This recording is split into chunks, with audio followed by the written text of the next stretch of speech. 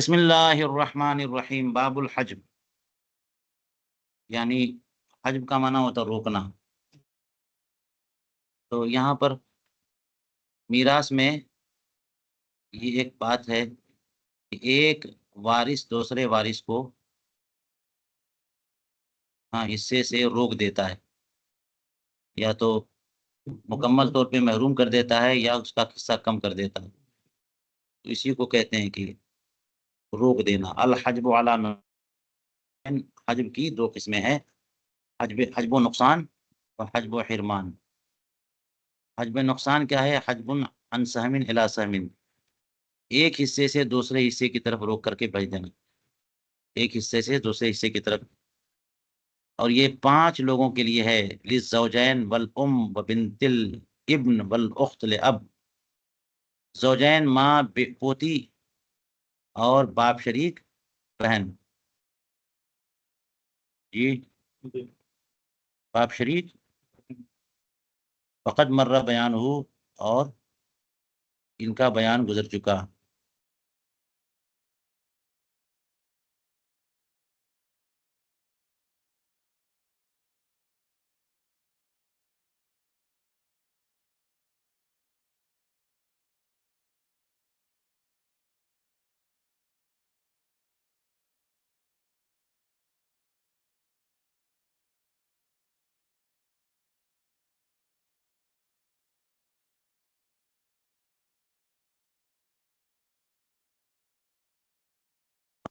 تو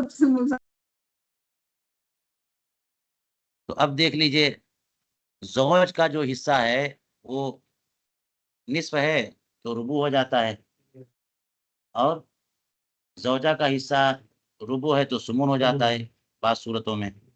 ماں کا حصہ ثلث ہے تو سدس ہو جاتا ہے۔ اسی طرح سے پوتی کا حصہ جو ہے وہ نصف ہے تو سدس ہو جاتا ہے اگر بیٹی موجود ہے تو، اور سگی بہن کا حصہ یہ بھی نصف ہے تو ایک صورت میں جو ہے وہ کم ہو جاتا ہے۔ اس سب کا بیان گزر چکا۔ اور دوسرا کہتے ہیں وہ حجب و حرمان۔ حجب حرمان اس میں کہتے ہیں والورثہ فیہ فریقان، اس میں وارثین 2 فریق میں ہیں، فریق لا یحجبون بحال البتہ، ایک فریق وہ جو کبھی بھی محجوب نہیں ہوتے، کبھی بھی محجوب نہیں ہوتے، کوئی ان کو محجوب نہیں کر سکتا۔ حجب حرمان کہ مکمل طور پہ محروم کر دے۔ وہم ستتن، یہ کتنے ہیں؟ بیٹا بہرحال وارث ہوگا، اسبا کی حیثیت سے بہرحال کیا ہوگا؟ والاب، اور باپ بھی بہرحال وارث ہوگا، اگر بیٹا موجود ہے تو اسبا نہیں ہوگا مگر اصحاب فرائض میں سے ہو جائے گا۔ زوج بہرحال وارث ہوگا، بنت بہرحال وارث ہوگی، ماں اور زوجہ یہ سب بہرحال وارث ہوں گے، ٹھیک ہے۔ وفریق یرثون بحال ویحجبون بحال، اور دوسرا گروہ وہ ہے جو ایک صورت میں تو وارث ہوگا اور دوسری صورت میں محجوب ہو جائے گا۔ وہذا مبنی علی اصلین، اور یہ حاجب ہونا کبھی اور کبھی وارث ہونا 2 بنیادوں پر یہ مبنی ہے۔ ایک تو یہ ہے کہ ان کل من یدلا الی المیت بشخص لا یرث مع وجود ذلک الشخص، ہر وہ وارث جو کہ میت کی طرف منسوب کسی شخص کے ذریعے ہو رہا ہو تو اس شخص کی موجودگی میں وہ وارث نہیں ہوگا، سوا اولاد الام، سوائے ماں کی اولاد کے، فإنہم یرثون معها، اس لیے کہ ماں کی موجودگی میں بھی اولاد الام وارث ہوتے ہیں، ماں کی موجودگی میں اولاد الام جو ہے وہ وارث ہوتے ہیں، ماں کی اولاد۔ لانعدام استحقاقها جميع الترکہ، اس لیے کہ ماں جو ہے وہ پورے ترکہ کی مستحق نہیں ہوتی، تو اس کی اولاد جو ہے وہ مستحق ہوگی۔ ماں کی وجہ سے ہی جو ہے، یعنی ماں شریک بھائی، ماں شریک بہن، اولاد الام سے مراد، تو ماں شریک بھائی جو ہے ماں کی وجہ سے نہ قریبی ہے تو ماں کی موجودگی میں وہ بہرحال وارث ہوگا، ہے نا.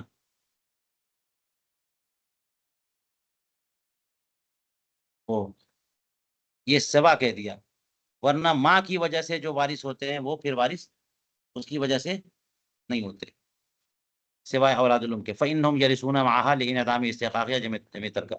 والثانی الاقرب فالاقرب. اور دوسری اصل کیا ہے؟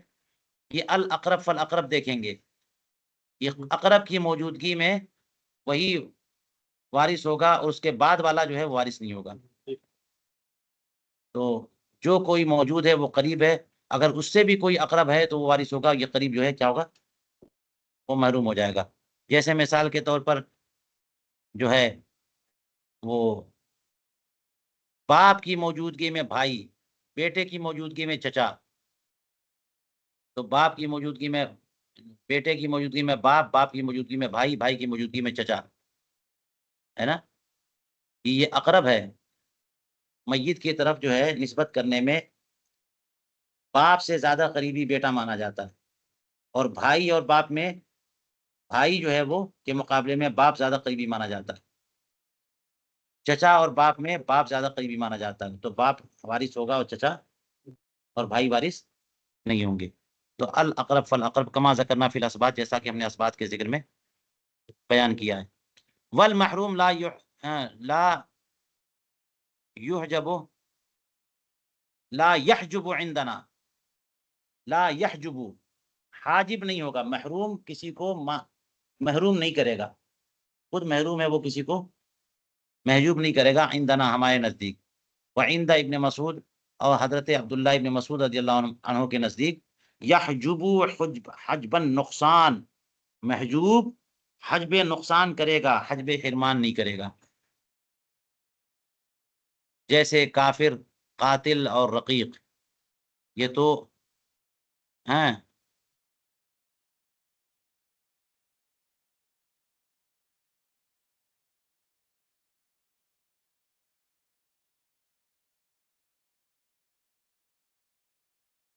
یہی، اسی کے بارے میں فرق ہے، اختلاف ہے. ہمارے یہاں کافر اور قاتل اور رقیق جو ہے یہ چونکہ محروم ہیں اور یہ کسی کو محجوب نہیں کر سکتے، اور عبداللہ ابن مسعود کے نزدیک رضی اللہ عنہ محجوب کر سکتے ہیں. تو کافر ہے بیٹا تو باپ کو جو مسلمان ہے، یا کافر باپ ہے تو وہ محجوب کر دے گا بھائی کو ان کے نزدیک، ہمارے یہاں محجوب نہیں کرے گا. والمحجوب، یہ تو محروم کی بات ہے، اور محجوب کی بات، اور محجوب وہ ہے جو کسی کی وجہ سے جس کو حصہ کم مل رہا ہے یا بالکل نہیں مل رہا ہے. یحجب بالاتفاق، اور محجوب بالاتفاق محجوب کرے گا. کل اثنین من الاخوۃ والاخوات فصاعدا من ای جهة کان فانهما لا يرثان مع الاب. اس لیے جیسے کہ دو بھائی بہن یا زائد جس جہت سے بھی ہوں، یہ باپ کی موجودگی میں وارث نہیں ہوں گے، لیکن ماں کو ثلث سے سدس تک محجوب کر دیں گے. دیکھو خود جو ہے نا یہ محجوب ہیں اور دوسرے کو محجوب بھی بنا رہے ہیں. کون؟ دو بھائی دو بہن جو ہے نا، اگر یہ ہیں کسی بھی جہت کے، سگے بھائی، اللہتی بھائی، اخیافی بھائی، باپ موجود ہے تو بھائی کو نہیں ملے گا، تو محجوب تو ہو گئے نا. لیکن ماں کو جو ہے نا یہ محجوب کریں گے. یعنی ماں کے بارے میں آپ نے پڑھا تھا، ماں کے 3 احوال، کہ اگر اولاد ہو یا 2 بھائی بہن ہو کسی بھی جہت سے تو ماں کو سدس ملتا ہے، ورنہ ثلث ملتا ہے. تو ثلث ملتا، اور 2 بھائی بہن ہیں تو وہ ان کی وجہ سے سدس مل رہا ہے، ثلث سے سدس جا رہا ہے ان کا حصہ. ولیکن یحجبان الامہ من الثلث الی السدس. چلیے یہ حجب کا بیان ہو گیا. باب و مخارج الفروض. اب یہاں سے معاملہ ہے عملی، ہے نا، یہاں سے سیکھنا ہے آپ کو. اور کوئی بھی، جیسے بتایا تھا میں نے، احوال کی معرفت والا بیان جو تھا وہ سب سے اہم ترین ہے. اس کی معرفت، اس کا جو ہے نا ضروری ہے، اور وہ حصص اور احوال ذہن میں بھی رہنا چاہیے. اس کے بعد مخارج فروض کا بیان. لیکن یہ مشکل نہیں ہے. اعلم ان الفروض المذکورہ فی کتاب اللہ تعالی نوعان. اللہ تعالیٰ کی کتاب میں جو حصے لکھے گئے ہیں، مذکور ہیں، 2 قسمیں ہیں ان کی. ہے نا، الاول النصف والربع والثمن والثانی الثلثان والثلث والسدس. یعنی ایک تو وہ ہے کہ جس کو زوج کے طور پہ کہہ سکتے ہیں، ایک جو ہے وہ زوج نہیں وتر کے طور پہ سمجھ سکتے ہیں. تو نصف ربع ثمن اور ثلث ثلثان سدس، ثلثان ثلث سدس، 6 قسم کے جو ہے وہ حصے ہیں قرآن پاک میں. تو ان 6 حصوں کو یہاں پر آسانی کے لیے 2 قسموں میں بانٹ رہے ہیں. ایک تو نصف ربع ثمن اور دوسرا گروہ ثلث ثلثان سدس. چلیے، علی التضعیف والتنصیف، تضعیف و تنصیف پر، یعنی نصف جو ہے ڈبل ہے ربع کا اور ربع ڈبل ہے ثمن کا. اور یوں دیکھ لیجئے کہ نصف کا نصف ربع ہے اور ربع کا نصف ثمن ہے. ربع کا نصف کیا ہے؟ ثمن ہے. اسی طرح سے یہاں دیکھ لیجئے دوسرا گروہ الثلثان والثلث والسدس. تو ثلثان ثلث کا ڈبل ہے،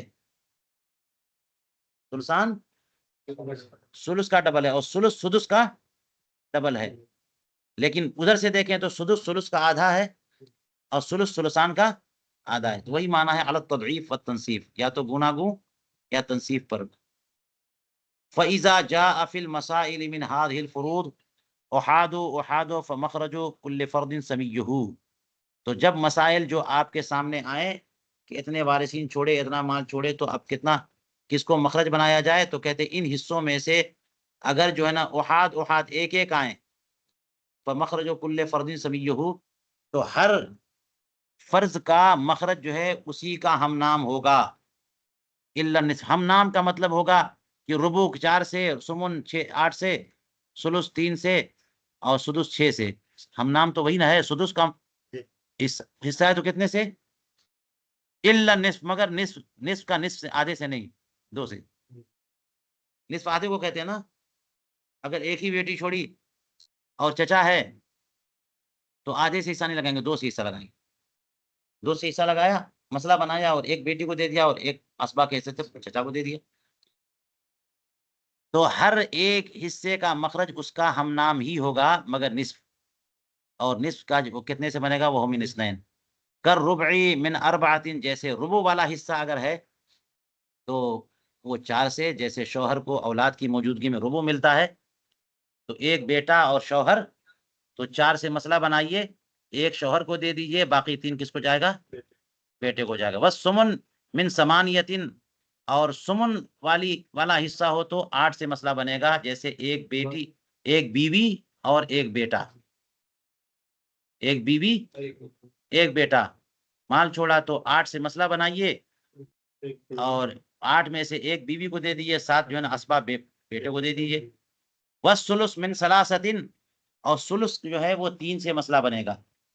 یعنی اس کا مطلب یہ ہے کہ ماں کو جو ہے وہ ثلث دیتے ہیں نا، اگر اولاد نہیں ہے تو ماں کو ثلث دیں گے اور باپ موجود ہے ہیں تو، یا پھر باپ موجود نہیں ہے، جو ہے وہ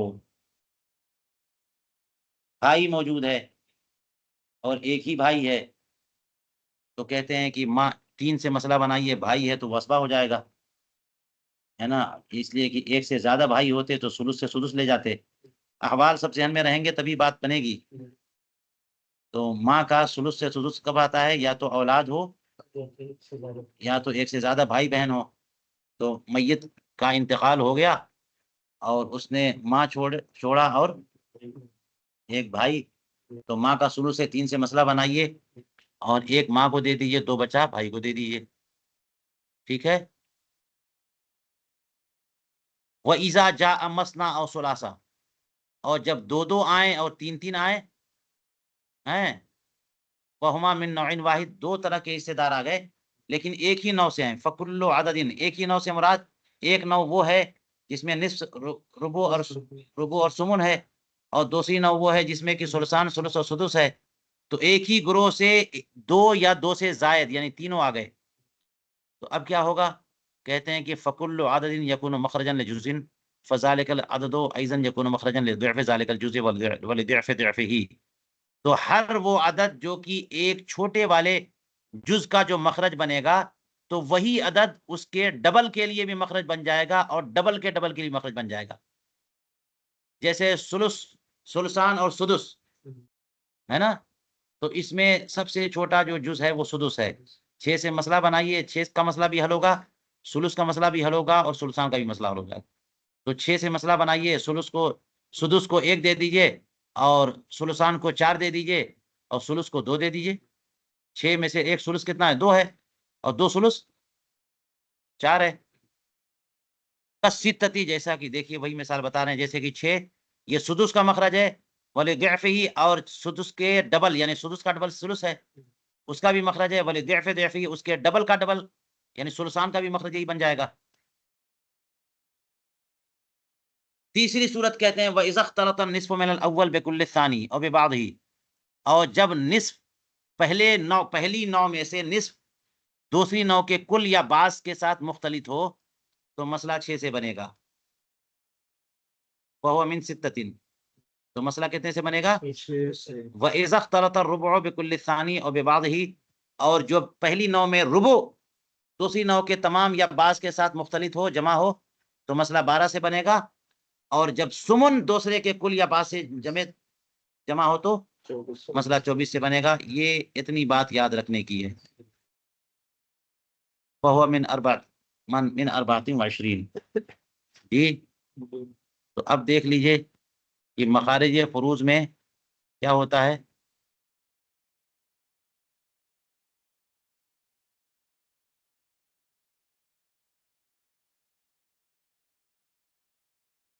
نوع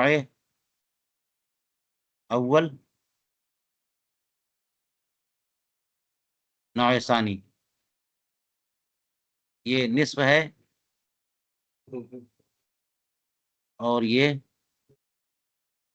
ربع ہے، اور پھر اس کے بعد سمن ہے، اور یہ ثلثان ہے،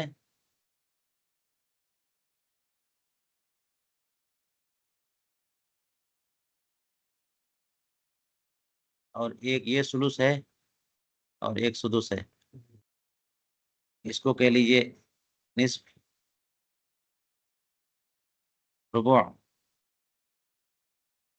سمن، ثلثان،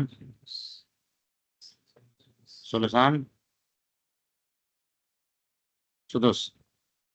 ٹھیک ہے، تو اب صرف ایک ہی حصے دار ہے نا، صرف ایک ہی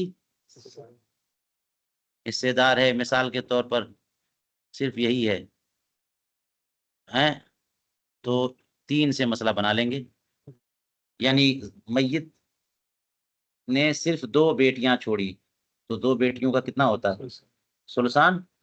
اور ایک اسبا چھوڑا تو 3 سے مسئلہ بنائیے، 2 بیٹیوں کو دے دیجیے اور ایک اسبا کو دے دیجیے، 3 سے مسئلہ. ثلث تب بھی 3 سے بنے گا. سدس 6 سے بنے گا، ہے نا. سدس ہو تو 6 سے بنائیے، اور ایک یہ بتا دیا تھا میں نے. اور اسی طرح سے سمن والا مسئلہ ہو تو 8 سے مسئلہ بنائیے. اس کی صورت یہ ہوگی کہ بیوی چھوڑی اور ایک بیٹا چھوڑا، تو بیٹا تو اسبا ہے، ایک بیوی ہے، یا ایک سے زیادہ ہو تب بھی سمن ہی ہے. تو 8 سے مسئلہ بنائیے اور ایک بیوی کو دیجیے، باقی اسبا کا. ربع یعنی شوہر چھوڑا بیوی نے اور اولاد چھوڑی، بیٹا چھوڑا، تو اب ایسی صورت میں شوہر کو ربع ملے گا. 4 سے مسئلہ بنائیے، ایک دے دیجیے باقی، تو ربع والی صورت میں 4 سے مسئلہ بنے گا. نصف والی صورت میں 2 سے مسئلہ بنے گا. یہ جب اکیلے معاملہ ہو تو ٹھیک ہے. لیکن اگر معاملہ اکیلے کا نہیں ہے بلکہ اس طرح سے ہے کہ اس گروہ میں سے جمع ہو گئے، نوع اول 2 یا 2 سے زیادہ ہیں، تو چھوٹا والا جو جز ہوگا نا اس سے بنائیں گے. جیسے ربع اور نصف، تو 4 سے مسئلہ بنے گا، ربع اور سمن. تو یہ تو صورت نہیں ہوگی. سمن اور نصف،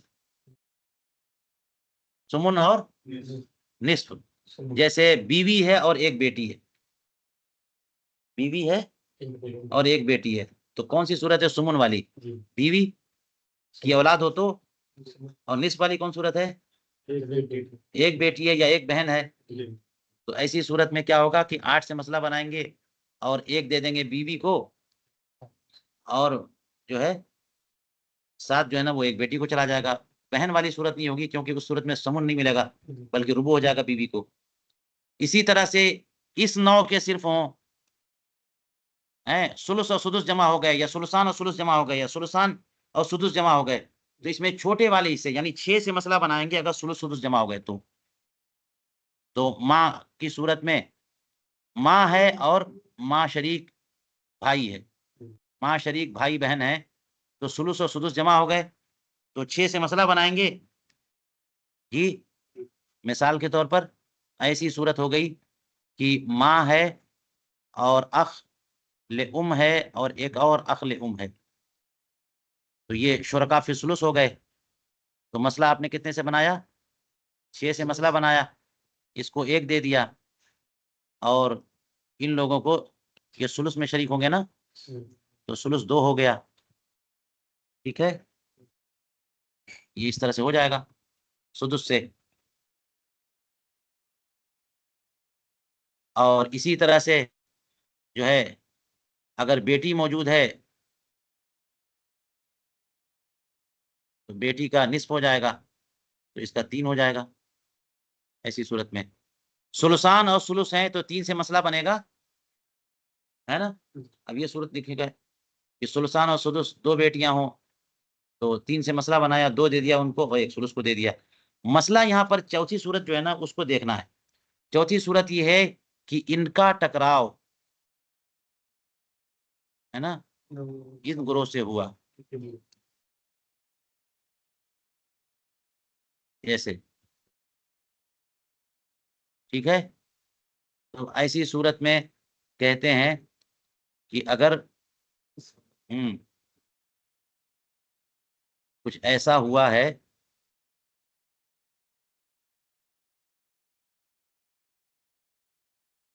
کہ نصف کا ٹکراؤ ان میں سے کسی سے بھی ہو تو مسئلہ 6 سے بنے گا.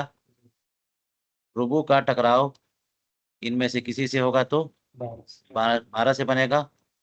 اور سمن کا ٹکراؤ ان میں کسی سے ہوگا تو 24 سے بنے گا.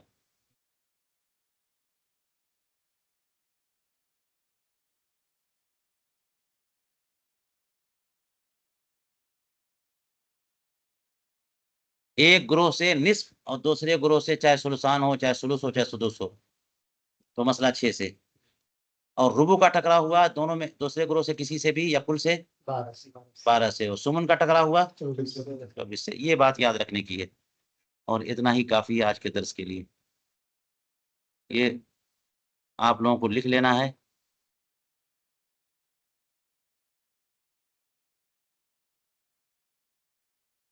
اول سے پہلے تک یہ اس کا خلاصہ آپ لوگ لکھ لیں. مخارج الفروض والا بیان.